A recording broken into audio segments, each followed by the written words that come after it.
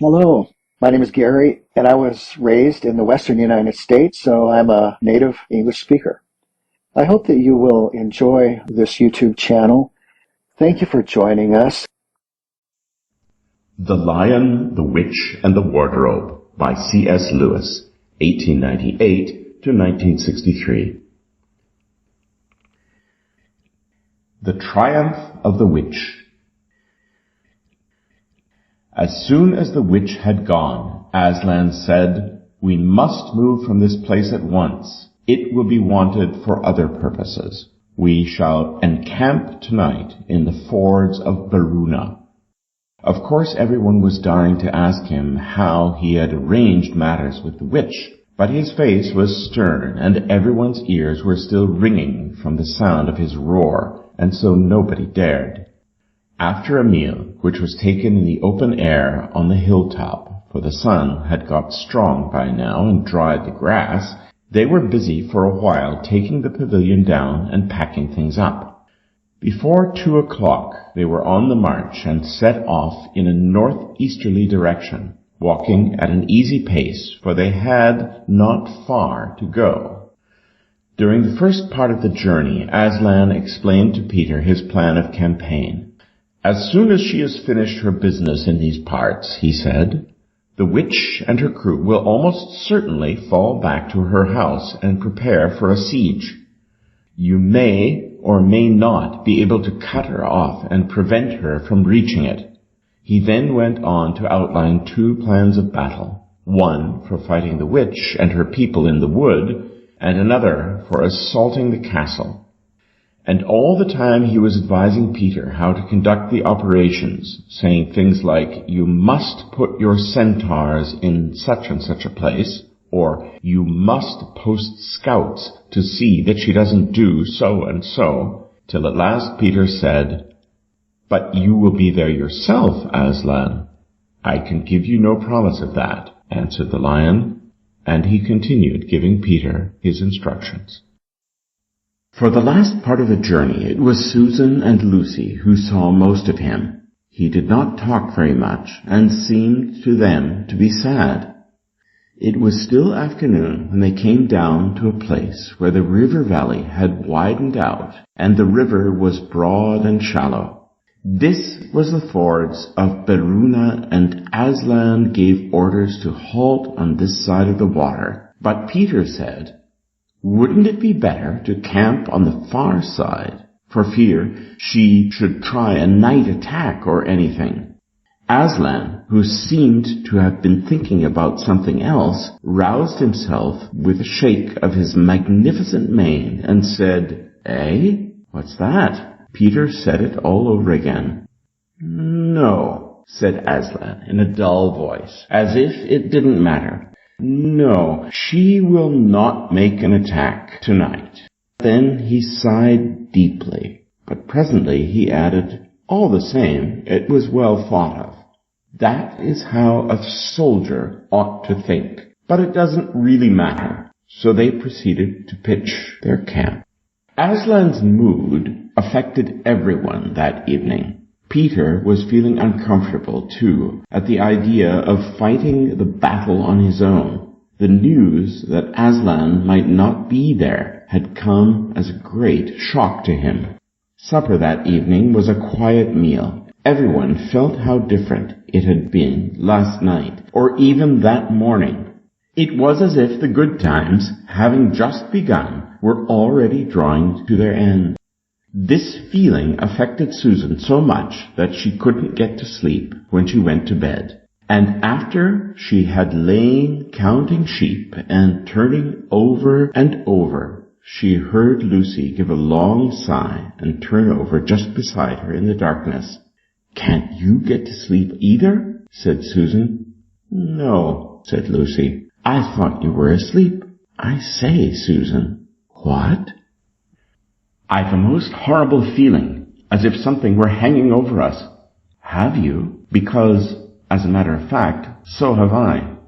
"Something about Aslan," said Lucy. "Either some dreadful thing is going to happen to him, or something dreadful that he's going to do."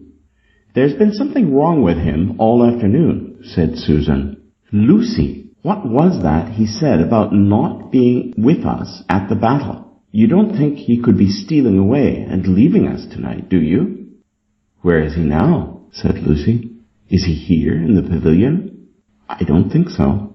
Susan, let's go outside and have a look round. We might see him. All right, let's, said Susan. We might just as well be doing that as lying awake here. Very quietly, the two girls groped their way among the other sleepers and crept out of the tent. The moonlight was bright, and everything was quite still, except for the noise of the river chattering over the stones. Then Susan suddenly caught Lucy's arm and said, Look! On the far side of the camping ground, just where the trees began, they saw the lion slowly walking away from them into the wood. Without a word, they both followed him. He led them up the steep slope of the river valley and then slightly to the right, apparently by the very same route which they had used that afternoon in coming from the hill of the stone table. On and on he led them, into dark shadows and out into pale moonlight, getting their feet wet with the heavy dew. He looked somehow different from the Aslan they knew. His tail and his head hung low, and he walked slowly, as if he were very, very tired. Then, when they were walking across a wide open space, where there were no shadows for them to hide in, he stopped and looked round. It was no good trying to run away, so they came towards him. When they were closer, he said, Oh, children, children, why are you following me? We couldn't sleep, said Lucy, and then felt sure that she need say no more and that Aslan knew all they had been thinking. Please, may we come with you, wherever you're going? Asked Susan. Well, said Aslan, and seemed to be thinking. Then he said, I should be glad of company tonight. Yes, you may come, if you will promise to stop when I tell you, and after that leave me to go on alone. Oh, thank you, and we will, said the two girls. Forward they went again, and one of the girls walked on each side of the lion. But how slowly he walked, and his great royal head drooped so that his nose nearly touched the grass. Presently he stumbled and gave a low moan. Aslan, dear Aslan, said Lucy, what is wrong? Can't you tell us? Are you ill, dear Aslan? Said Susan. No, said Aslan. I'm sad and lonely. Lay your hands on my mane so that I can feel you are there, and let us walk like that. And so the girls did what they would never have dared to do without his permission, but what they had longed to do ever since they first saw him, buried their cold hands in the beautiful sea of fur, and stroked it, and, so doing, walked with him. And presently they saw that they were going with him up the slope of the hill on which the stone table stood. They went up at the side where the trees came furthest up, and when they got to the last tree, it was one that had some bushes about it, Aslan stopped and said, Oh, children, children, here you must stop, and whatever happens, do not let yourselves be seen. Farewell. And both the girls cried bitterly, though they hardly knew why, and clung to the lion and kissed his mane and his nose and his paws and his great sad eyes. Then he turned from them and walked out onto the top of the hill, and Lucy and Susan, crouching in the bushes, looked after him, and this is what they saw. A great crowd of people were standing all round the stone table, and though the moon was shining, many of them carried torches which burned with evil-looking red flames and black smoke. But such people, ogres with monstrous teeth, and wolves and bull-headed men, spirits of evil trees and poisonous plants, and other creatures whom I won't describe, because if I did, the grown-ups would probably not let you read this book. Cruels and hags and incubuses, wraiths, horrors, ifrits, sprites, orkneys, woozes, and ettins. In fact, here were all those who were on the witch's side and whom the wolf had summoned at her command. And right in the middle, standing by the table, was the witch herself. A howl and a gibber of dismay went up from the creatures when they first saw the great lion pacing towards them, and for a moment even the witch seemed to be struck with fear. Then she recovered herself and gave a wild, fierce laugh. "The fool!" she cried. "The fool has come! Bind him fast!" Lucy and Susan held their breaths, waiting for Aslan's roar and his spring upon his enemies. But it never came. 4 hags, grinning and leering, yet also, at first, hanging back and half afraid of what they had to do, had approached him. "Bind him, I say," repeated the White Witch. The hags made a dart at him and shrieked with triumph when they found that he made no resistance at all. Then others, evil dwarfs and apes, rushed in to help them, and between them they rolled the huge lion over on his back, and tied all his 4 paws together, shouting and cheering as if they had done something brave, though, had the lion chosen, one of those paws could have been the death of them all. But he made no noise, even when the enemies, straining and tugging, pulled the cords so tight that they cut into his flesh. Then they began to drag him towards the stone table. "Stop," said the witch. "Let him first be shaved." Another roar of mean laughter went up from her followers as an ogre with a pair of shears came forward and squatted down by Aslan's head. Snip, snip, snip went the shears, and masses of curling gold began to fall to the ground. Then the ogre stood back, and the children, watching from their hiding place, could see the face of Aslan, looking all small and different without its mane. The enemies also saw the difference. "Why, he's only a great cat after all," cried one. "Is that what we were afraid of?" said another. And they surged round Aslan, jeering at him, saying things like, "Puss, puss, poor pussy," and "How many mice have you caught today, cat?" and "Would you like a saucer of milk, pussums?" "How can they?" said Lucy, tears streaming down her cheeks. "The brutes, the brutes!" For now that the first shock was over, the shorn face of Aslan looked to her braver and more beautiful and more patient than ever.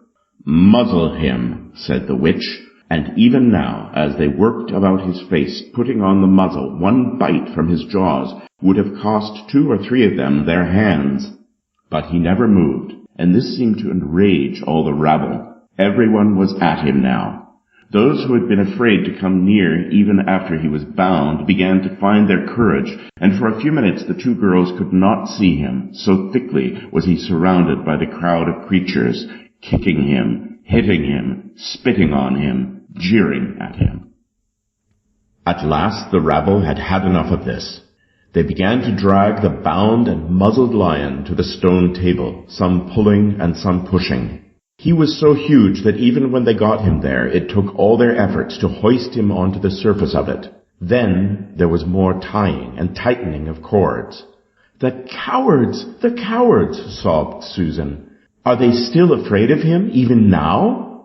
When once Aslan had been tied, and tied so that he was really a mass of cords, on the flat stone, a hush fell on the crowd.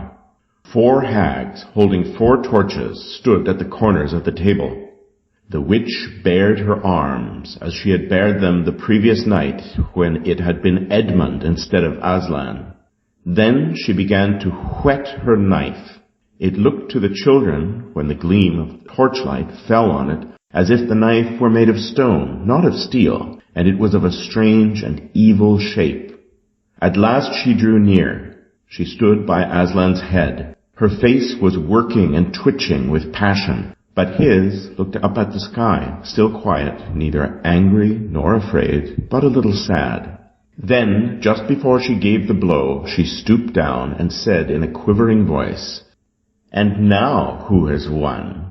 Fool, did you think that by all this you would save the human traitor? Now I will kill you instead of him, as our pact was, and so the deep magic will be appeased. But when you are dead, what will prevent me from killing him as well? And who will take him out of my hand then? Understand that you have given me Narnia forever. You have lost your own life, and you have not saved his. In that knowledge, despair and die." The children did not see the actual moment of the killing. They couldn't bear to look and had covered their eyes.